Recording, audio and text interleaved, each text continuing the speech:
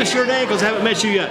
I'm Sarah and Craven. Sarah, tell us about your experience at Bishop McGuinness, what this whole big basketball deal means to you. It means a lot because coming in as a freshman, I was a swing player. So it was definitely really intimidating at first because there was 6 seniors.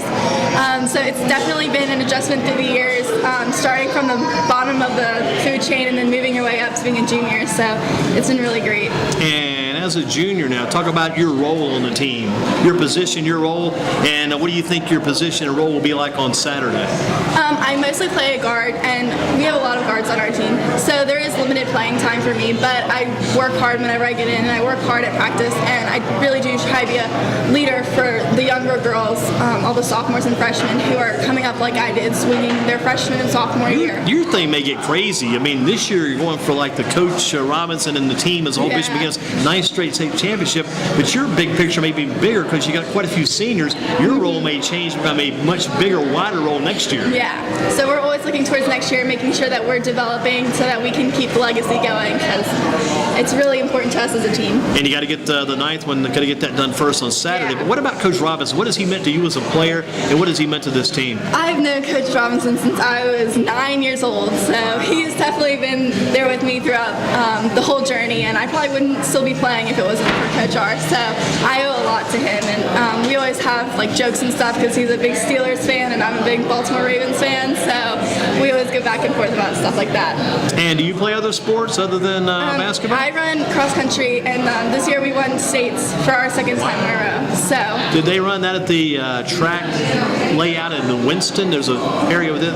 Did they run that? What did they run the state title? We ran at Beeson Park in Kernersville. I thought it was kind of a Winston for second area there. I knew that years ago they would run it at McAlpine Park in Charlotte, and they moved it around a little bit, and they got it over in Beeson Park in Kernersville now. How did you do in that state to cross country meet?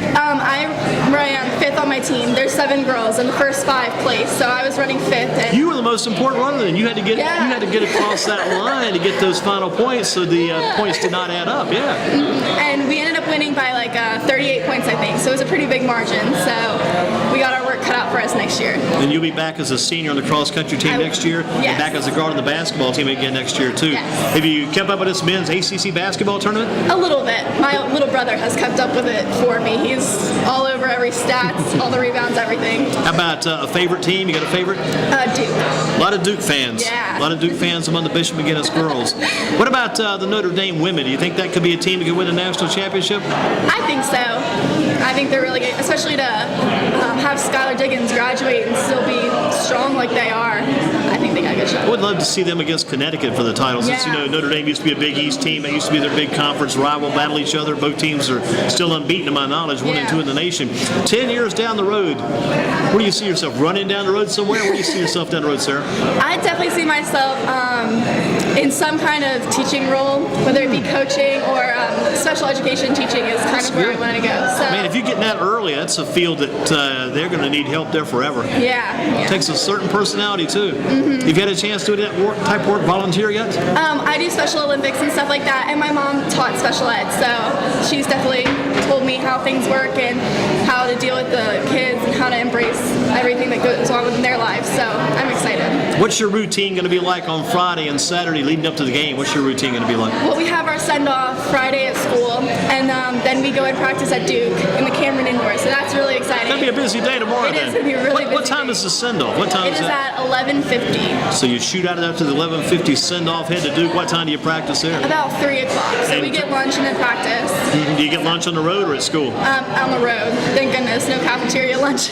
Stop and grab a nice meal on the highway, and I'm sure Coach Robinson, if that is set up for 3 o'clock at Duke, you'll be there at 2:45, right? Probably 2:30. You've learned a lot from Coach Robinson, right, about the time frame. And then tomorrow, after the workout at Duke, do you come back home and then? No, we go to Chili's. We always go to Chili's. Okay. And then we have a hotel that we stay. So you stay overnight down there. Yes. That's probably a good idea, wouldn't you think? Yeah. Get away from the home surroundings and get kind of isolated all together as a team and get focused. And the excitement for Saturday within yourself, how excited are you about this event coming up? It's always an exciting feeling to go to the state championship. To be able to go to a state championship twice this year, that's really amazing for me for both cross country and basketball. Well, it has to be the cross country and the basketball, yes. So I'm really blessed. And this group of girls, both cross country and basketball, they mean the world to me. So I can't imagine going in with with any other team. How are you watching this game? I'm thinking about myself if I were on that bench. I'm watching that game if I'm a reserve. I'm thinking, man, my time might be coming soon. I might need to be ready to get in there, and I won't be prepared. How are you kind of observing and watching the game when you're not playing? You're always ready to go in, always ready for Coach R to turn around and say your name. And Coach R can say names like 50 times a minute. So he'll turn around and be like, Terrance, Terrance, Terrance, and you got to be ready to go. But you're always standing there ready for your number and ready to go out there and handle the pressure and be able to perform. Do you want to be up on this end of the bench, near the coach, down the other end of the bench? What's the better spot to be? Or does it matter?